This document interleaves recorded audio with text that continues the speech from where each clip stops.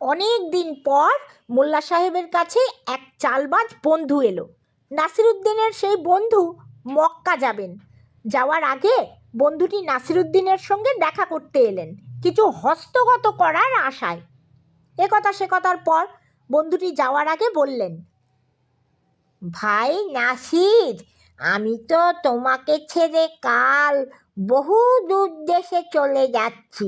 যাওয়ার আগে স্মৃতি হিসেবে তোমার হাতের সামান্য আংটিটা যদি আমাকে দাও, তাহলে যখনই আংটির দিকে আমার চোখ পড়বে তখনই মনে হবে তুমি আমার পাশে আছো।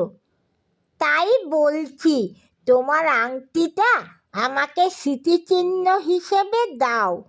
ফিরে আসবো কি আসবো না তার কি ঠিক আছে? কোনো কথা প্রথমে না বলে নাসিরুদ্দিন সঙ্গে সঙ্গে আংটিটা হাত থেকে খুলতে খুলতে বললেন, দুনিয়ায় সবচেয়ে দুঃসময়ের প্রিয় অন্তরঙ্গ বন্ধু তুমি।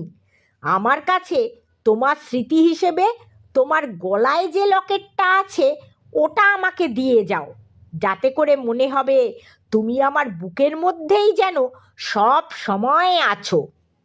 আংটির চেয়ে সেই লকেটটার দাম খুব বেশি। মোল্লার বন্ধু এবার আর কি করেন, বাধ্য হয়ে মোল্লা নাসিরুদ্দিন সাহেবের আংটিটা নিয়ে নিজের গলার সেই লকেটটা তাকে দিয়ে দিতে বাধ্য হলেন, কারণ না দিলে খুবই খারাপ দাঁড়াতো ব্যাপারটা। চালাকি করতে গিয়ে যে নিজেই নিজের চালাকির ফাঁদে পড়বে বন্ধুটি ভাবতেই পারেননি। মোল্লা সাহেব যে তার চেয়ে ঢের বেশি চালাক তিনি তখন বুঝতে পারলেন।